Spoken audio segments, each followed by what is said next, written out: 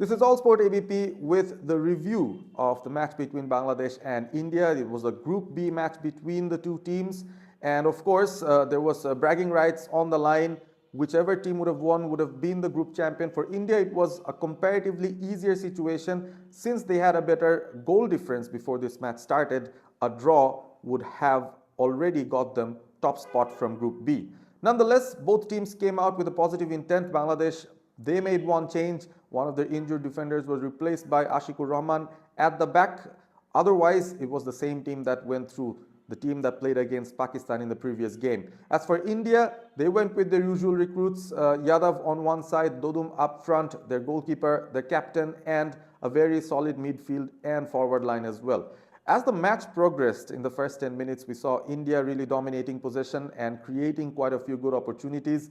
And of course, in a situation where both the teams have similar qualities, it would have been fair just to say that the match would be defined by a few key moments. And one of those moments came early on for India in the 16th minute, where they got their first goal, and that came through a set-piece situation.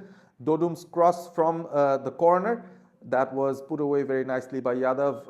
A brilliant header from the far post and giving the Bangladesh defenders and the keeper no chance at all. Once again, the frailties of the Bangladesh defense to defend set pieces was exposed. It was a scrappy game. At the end of the first half, a few things happened in favor of Bangladesh that got them the equalizing goal. And it was once again their forward Ronan Sullivan who came up with the goods. Ronan Sullivan played a graveyard shift today. He was isolated, the lone forward, struggling, running off the ball, making those runs, but wasn't on the receiving end of anything fruitful that came out from the Bangladesh attackers or the midfielders. And in the end, he decided to take a corner himself. And that corner was really fantastic. As you can see, the corner was placed onto the far post, and a very easy finish for Mohammad Abdul Riyad Fahim, who came on as a first half substitute in place of Ashikur Rahman, who got injured on his head, had to be taken out through a stretcher. But what a goal it was for Bangladesh to create that opportunity and to get that goal that got them back into the game. And during the halftime, there were two red cards shown, one to the Indian goalkeeping coach and one to the Bangladesh head coach Mark Cox.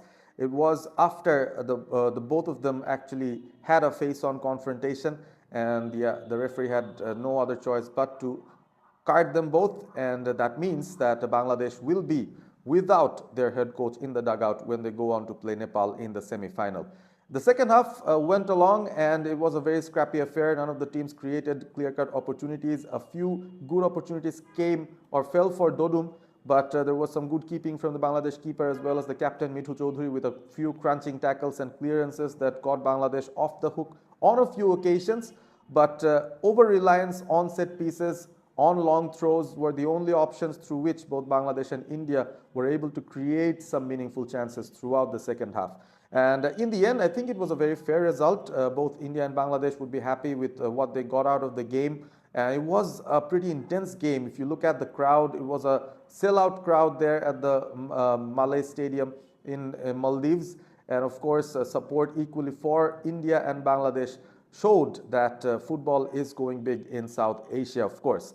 And just to move on to where we stand at the moment, Bangladesh will be playing their first semi-final against Nepal, and India will play against Bhutan in the second semi-final. So gives us an idea that probably Bangladesh and India would be the two finalists once again. They might have to meet once again, and that too for the SAFF Under-20 Championship 2026 title. If you just look at the key performers for both teams, we can of course talk about Dodum, who had a good game overall. A few good touches could have probably given him a goal or two, but except for that, his corner that led to the goal from Yadav was fantastic. His work rate was really good. And on the other hand, Ronan Sullivan once again shown for Bangladesh with his usefulness, with his energy and enthusiasm up front, as well as his quality on the corner that led to the goal that Bangladesh could score in this game. Moving forward, what can be done on both ends? For India, I think they'll have to look at Yadav once more. He got out injured, so they'll have to make sure that he's ready and fit to play the semi-final. Is a very important player for them. And as for Bangladesh, they'll have to rely once again on Ronan Sullivan, but they'll need to improve the midfield game, because at times it felt like Bangladesh were playing with a 5-0-5 formation. They had no players in the midfield whatsoever at some points, and there were huge voids to the middle which India made proper use of in possession, and they created quite a few good opportunities for themselves as well. So looking forward, I think Bangladesh do have an opportunity to make some changes in the starting 11. Samuel Raksham looked good when he came out from the bench today, so he could be given a start if Bangladesh think he could be useful in the semi-final against Nepal.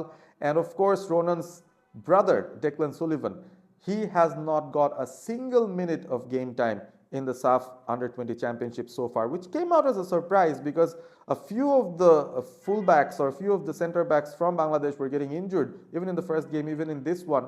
And Declan Sullivan could have easily been brought into the game, but he was held back. I'm not sure why is that happening.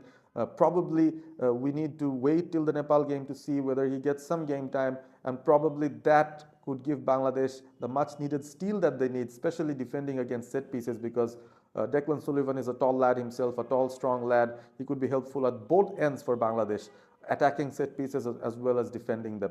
And as for Ronan Sullivan, the road is wide open for him to be the best player in this tournament, and he needs to have a great game against Nepal as well. We need him fit and running once again, and we need Faisal, Murshid Ali, Chandan Roy and the others to feed him those deliveries, to feed him those balls that he can make use of, because in this match, particularly against India, he wasn't marked a lot, but he wasn't found a lot as well from his teammates. The combination play is still lacking. The chemistry is still lacking, which we'd expect to improve as the days move on. Do subscribe to All Sport ABP. I'll be coming back with a few more videos later on. Stay tuned for that. Stay awesome, stay All Sport with All Sport ABP.